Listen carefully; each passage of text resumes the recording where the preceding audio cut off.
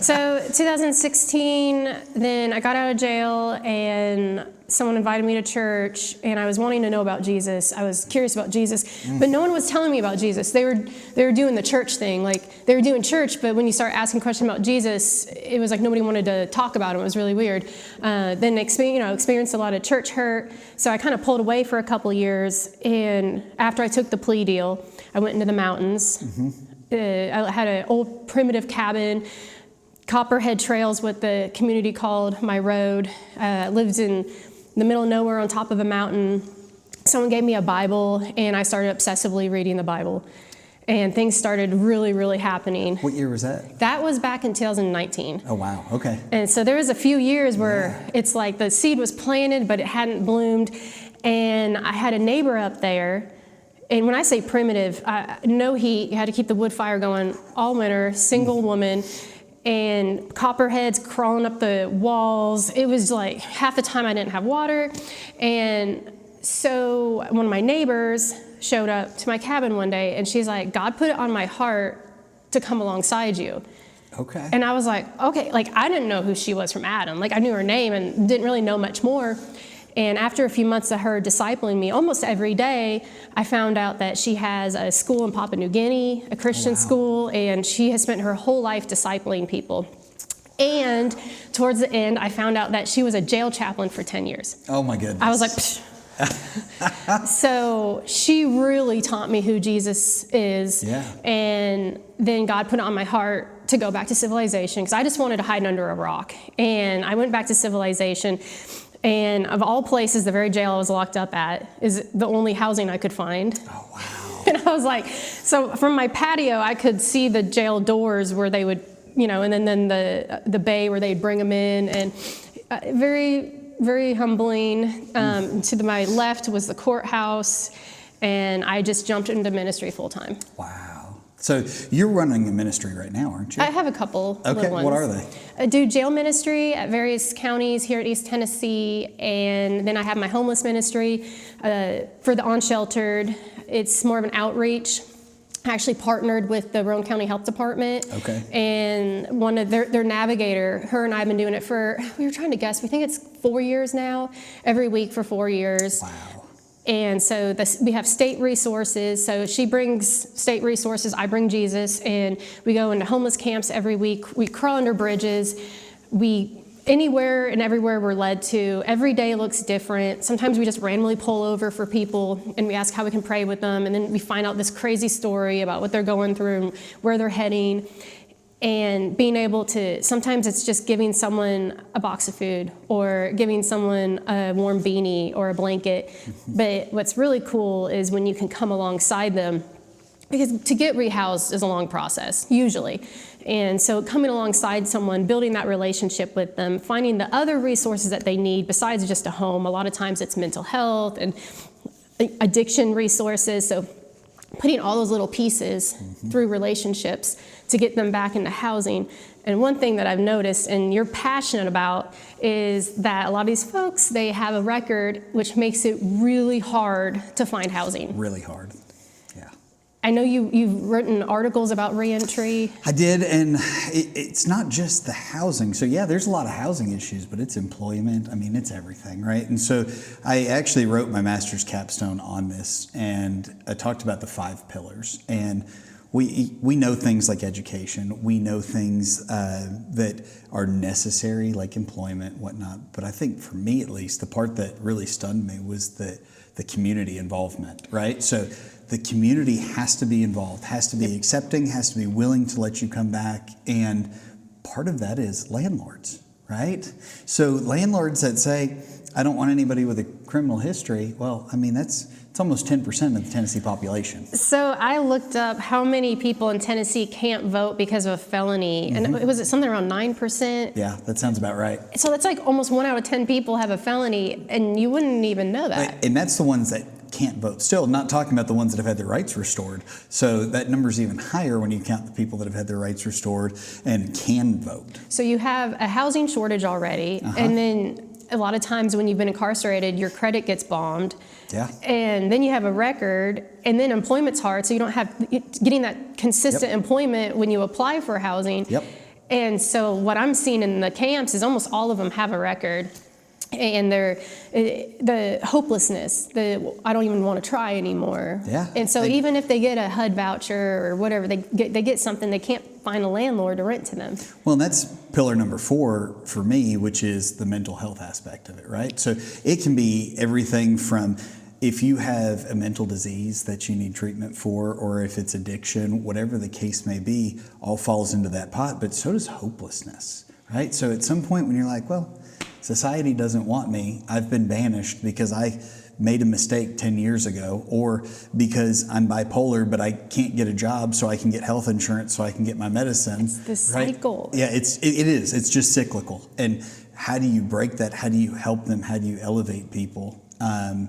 And for me, I have a very unique take on it, which is I think that government is there to enforce the law. Yep, I am not a soft on crime. Absolutely, go after it. But I am even harder on rehabilitation, right? So we as a church, we as a society need to be there to lift people up and say, as you're coming out. I'm so passionate about the church being involved and the community being involved. I've had good and bad experiences when I got out. Even today, some of my worst experiences are with the church. Someone, oh, I saw your mugshot or something of that sort. And I'm like, yeah, I saw it too. I was there. Yeah.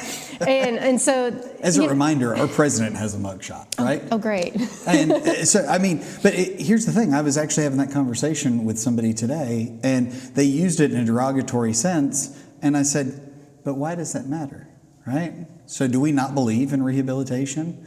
Or are we going to hold somebody's worst moments against them? Right, wrong, or indifferent, whether you're guilty of what you were charged with or not, that was the past. What are you doing right now? Let's judge you for today, not for last year. And so we have the church, and they could be a really, really good influence. Mm-hmm. And I like to see, like, when the girls get out of jail, and so I go in, I minister to them, I start building a relationship with them. They get out, they want to, they run into me at church, and I love that. That's great, Yep. giving them hope and inclusion in a community. But what's really upsetting is you tell them about Jesus, and you tell them, go, just find a church and find a church home. And then they show up, and maybe someone could tell they maybe had a rougher past, and they just know when they're not accepted. And that's really disappointing when you work so hard to get someone into the church doors, and then they don't feel accepted. But I had some tough experiences with the church hurt when I got out. My case was high profile, so of course everyone saw the mugshots, saw it on TV. But I also had some really good experiences too. So I was bread baking, and I had been a bread baker for decades. Oh, wow. And I had my own bread bakery up north. And so when I got out of jail, someone sent me flour, sugar, yeast, my very basics. They mailed me a package from Indiana, and I opened it up, and I was like, oh, I can support myself, because I got out of jail. I didn't have anywhere to go. Oh my. And I had a hotel room for like 4 or 5 days. It was the very last day, and I was finding out where the local shelters were. I thought I was going to have to walk to a local shelter, which is why I got involved in, I ended up volunteering at CARM for years. Oh, that's amazing. To kind of pay it back, even though I ended up not going to CARM, but I came that close. Yeah. Like, I was like probably 2 hours away from having to walk to CARM. But ironically, someone I met in jail was like, I'll rent you out a room. So I showed up there. She let me stay. I received the package of the bread within the ingredients within a week, and I was up and running my bread operation. That's amazing. I was selling bread everywhere, every farmer's market I can get to, along the side of the road. I would walk around with my big bread basket, and everyone knew I was the bread lady, and they'd buy bread from me. And that's amazing. I baked so much bread that I was able to, within, I think it was like 4 or 5 months, save up enough money. I did find a landlord that would rent to me. It was rough living. It was those pioneer cabins. Sure. But it was a roof over my head. Yeah. And it's unfortunate because you already had a skill, right? You had a very marketable skill, right? I could do anywhere. Sure. I could start up anywhere. And what about the people that don't have that skill? If I didn't have my bread baking, so the bread baking, yes, was a financial blessing. Not that I got rich, but I was able to keep a roof over my head. The bread baking gave me a chance to be a part of my community. Which is... everything. I mean, the community can really make or break. And I will die on that hill, which is if you get out, you re-enter society and you go somewhere and your next door neighbor says, ooh, Not were you, in jail." not in my backyard. And they make your life difficult every single day. And everywhere you go to the market, you go anywhere, and people are looking at you, giving you a side eye, treating you differently. How are you ever supposed to succeed? I was very blessed. I never had to go through that to that extent. Sure. So I got out. I was selling at the farmers markets. I was at all the events because that's where anytime that there's vendors, I was there. And so I got to meet all these people in the community and all these people that had influence in the community and that were very active in the community. So it's like, for me, I didn't have to go through that. And I realized through this experience, I thought I was an introvert. I'm not at all. I'm way more extroverted than I realized.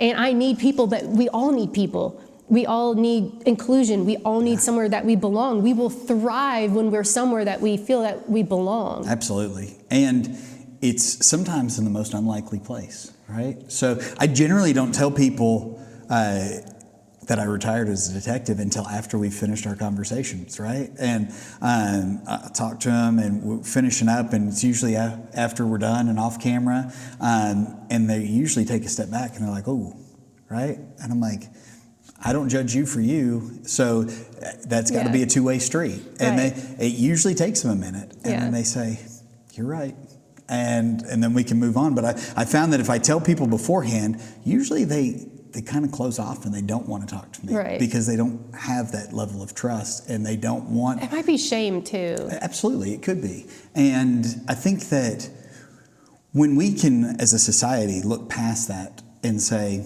it doesn't matter that you were in jail. It doesn't matter that I was the police, right? Yeah. We are just two people. Well, and I'm seeing that bridge being gapped more and more at different jails that I do ministry at. I'm seeing that someone will get out and they start to stumble, and they will actually contact, at times, even the jail or the sheriff. I was having coffee with a sheriff a couple weeks ago, and he was telling me that he has folks that get out and they will contact the jail when they relapse, looking for help and looking for resources. And I got a call from another jail just a few weeks ago, and they're like, "Hey, this girl that got released, she's down here, she needs help." Like that's where they went back. They know that they could feel the love, they can feel the compassion from the officers there, from the administration. And I am seeing a shift in the administration. Anderson County, they've got a great program, Alternatives to Incarceration, with the TCAT and the MRT. But it takes more than just one program. It takes more than just one volunteer. It's so many pieces. Absolutely. And I was actually talking about this with another retired law enforcement officer the other day. And we were talking about how if there was a counselor in every single jail in the state of Tennessee that could say, "Hey, we've pooled all these resources. We know that you need X, Y, and Z, so we've contacted them." But then we were like, well, how do you pay for that, right? So you're talking about one or two less correctional officers, and a lot of these small counties can't afford that. They're already skeleton. Right. So how do we do that and make it scalable and manageable? And I don't know the answer to that. I mean, there's 90-something counties in the state of Tennessee? Well, until just a couple months ago, I was actually a county navigator. Oh, wow. And so I was in the jails every day, linking the women and the men to different resources. That's so that when they awesome. would get out, and I didn't want one person falling through the cracks. Yeah. I put everything I had. If I wasn't at work and someone was being released and they weren't supposed to be released yet, but paperwork changed and they were being released, I would beeline down there. Do you have a plan? Do you need somewhere to go? And unfortunately, the program was terminated. Just like that, for no wrongdoing, and that was really unfortunate. But I still volunteer myself, as a ministry. Sure. Now, Roane County and a few other counties, they have navigators. Okay. And the navigators can go into the jails. And actually, my outreach partner that I've done outreach with every week for I think like 4 years, she goes in once a week. Unfortunately, there's a lot of territory. Absolutely. And people saying, well, you're stepping on this office's toes and you can't do this. So and then of course you don't want to say anything to the inmates because you don't want to create tension. But ultimately, everyone needs to stop being so territorial. I see that in homeless ministry too. It's like, well, I'm not telling you where that camp is, and I'm not, things like that, which I understand respecting privacy, but it's like, there are plenty of homeless, there are plenty of inmates, there are plenty of people that need help, and I can't help everyone by myself anyway, so we all need to be working together. There's so many pieces that need to become together. Like, you have resources that I don't have, and I have resources that you don't have. 100%. And everyone needs to quit being so politically territorial and start coming together to help these folks. So, and it's funny that you say that, because that's kind of the basis of my podcast, which is it's more of a library of content. So it's not a podcast like yours is in the traditional sense, as like for me, I have short stories and long stories of people overcoming and their reentry and their rehabilitation process. So people can watch those and say, okay, I know if they can do it, if that many people can do it, then I can do it, right? But then I'm also working on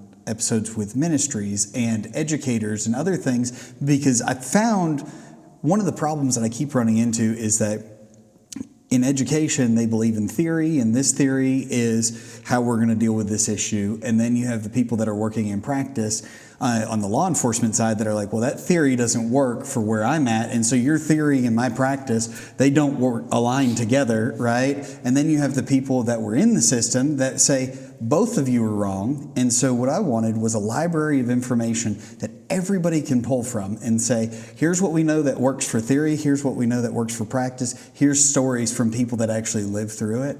Let's find what's working. Well, and then there's that financial aspect.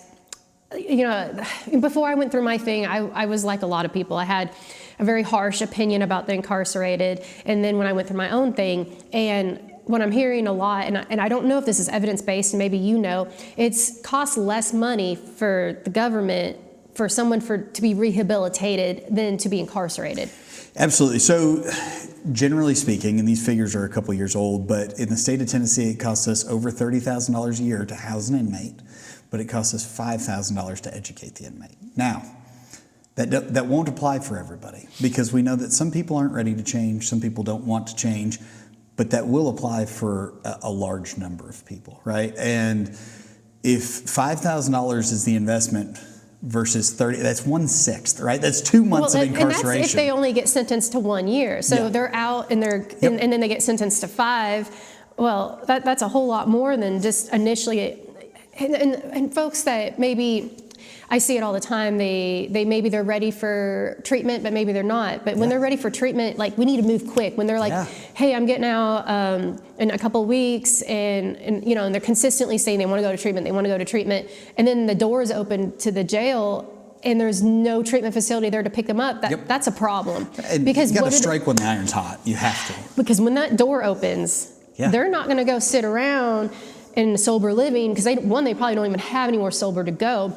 And so when that door opens, if they're eager and they're wanting that treatment, I try to line up that when that door opens, their ride or me is right there, and I got a bag packed, no excuse to stop anywhere. You don't need to stop anywhere, get clothes. I got everything you need. I got your sizes, and they're cute. And what's interesting is I had an interview yesterday with somebody where we were talking about, he said, you know, I was sober while I was in jail, had every intention of being sober. I left, nobody would talk to me, so I went back to what I knew. Yeah. And he's over and over and over again. People that accepted him. Yeah. And then eventually he got into a program, and once he got into that program, he's like, I've been clean ever since. Yeah. Now he's a minister, and like, it's amazing. The things that God has done.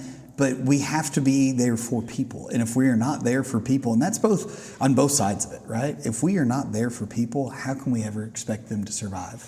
And that's what the ministry, the unsheltered ministry, some days I feel like we don't even have that much to bring them, but we show up. It's about showing up. Like, you know, I might only have socks. You might not actually really need anything from me that day, but I showed up. We had a conversation. We prayed together. And they know we're going to show up next week. That's preaching from the pew, not from the pulpit. Yeah. And that's, coming and being alongside, like I saw that a bunch, especially at Men of Valor, right? So there's a guy there, Chris, when he got to Men of Valor, he was flat. So he had no probation, no parole, just knew that he needed to change his life. Went through the year-long program, graduated, has stuck around, and now he disciples. And every time I show up there, he is there working and teaching the gospel. He didn't have to be, right? I love that. And he is such a good influence on everybody. It's amazing to watch. I feel like the ones that go through the most spiritual attacks sometimes have the most unfair hands dealt to them in life, end up being, it's like they're being trained. You know, like in the military, it's weakness leaving the body, and you can, just like a muscle, you know, if you want a stronger muscle, it's got to tear. And so some of our greatest warriors for Christ, I feel like, have been through the absolute darkest trenches, and they can go and you can connect with so many more people because you've been through 100%. it. And we also, there's two analogies that I like to use when it comes to that. We as Christians are called to be persecuted, so we know persecution is coming. It doesn't look the same for everybody, but also, I heard this the other day, and I loved it so much that now I've talked to 2 different ministers about it, and I'm stealing it, which is that the word soul can be the bottom of your foot, or it can be your soul, right? Mm-hmm. Well, Jesus washed the souls of people, right? So literally, in the Bible, he washed the soles of people's feet, but he also washes your soul. Yeah. And so while we are called to go through these hard times, these trials, these tribulations, Jesus is still there for us, and he is going to wash our soul. Yeah. We just have to believe. Well, and a lot of times God will put something on our heart, and I think about my neighbor on the mountain. I was just thinking about this the other day. Actually, I think about it all the time. What if she hadn't shown up to my cabin? Because I was seeking, and when you do seek, you will find him. And I was seeking and I was reading, but I didn't quite understand everything. But I was thinking how blessed I was that she showed up and not someone with a false doctrine to lead me down the wrong path, because I wouldn't have known any different if the wrong person had shown up. And that spiritual attack, when I made that when I fully surrendered to Christ, that spiritual war was so wild. But they say when you're out there and you're saved and you're serving, you're either going into spiritual warfare, or leaving spiritual warfare, getting ready to go back into spiritual warfare. So it's fantastic. It's a big cycle. Yeah. That's amazing. So tell me about your other ministries. So I know you said you have a couple of them. What are the other ones? So I do the jail ministry, and I go into different jails. How many? Well, right now 2, and then I was doing prison ministry before that. Pretty far. One of them was pretty far away. Another was local, but I felt really called to minister to women in local county jails. Okay. So I do that, and I've taught MRT in a county jail also, which is group therapy. It's evidence-based. And then I have my unsheltered ministry, and then just a few months ago, I got all the different ministries together that serve here in East Tennessee, not all of them, but quite a few of them inside the jails. And we had a really beautiful banquet, actually right here at Brushy Mountain. Shout out to Brushy Mountain. Yeah, we love Brushy. And so got all the different jail ministries together. Because again, I wanted to unite everybody. Sure. Very disconnected, disjointed. At best you see one leaving a program space as you're walking in at most. And again, some people just naturally people are territorial. And I thought, and I'm not saying they're territorial, but I thought how cool it'd be to unite all these churches with the same passion and the same agenda, and that are working with the same groups, and even invited some of the girls that had been incarcerated, gotten closer to God while they're incarcerated, walking a beautiful recovery path, and invited them to the banquet as well. And we had a huge turnout. That's amazing. I didn't think we were going to have maybe 10 people. And we had the room filled. The only problem we have is no one would stop talking. Every time I was like, okay, guys, it's time to play a game, or it's time to give out awards.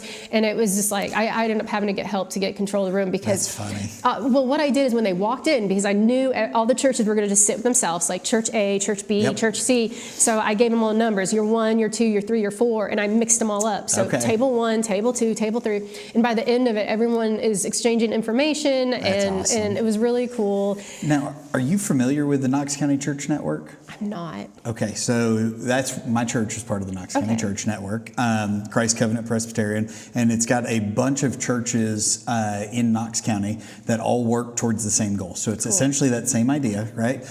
We have everything from like the Renew Ministry. I don't know if you're familiar. Yes. You know Renew? Yeah, okay, so you know TK? Oh, I don't know. I'm really Okay. bad with names, but I know of them, and I had an overdose event in Wartburg over the summer, and Renew came out. Okay, so Renew is part of the Knox County Church Network. So it is a bunch of churches that get together. They have different ministries that help, and it's kind of that same idea. Hey, if we are all talking and we're all together, right, then we can be more effective and we can do more change. So TK runs Renew, and he's amazing. He goes to church with me, and I don't know if you know his story, but he overdosed. He was in a coma, and he found God, and after that, he came out. He is now a counselor. He also does... Oh! That will be exciting. Well, maybe it's time to do part 2. Hopefully he didn't break her camera. No, I have that insane safety thing on it. It's fine. I drop it all the time, and nothing happened. Okay. Hi, baby.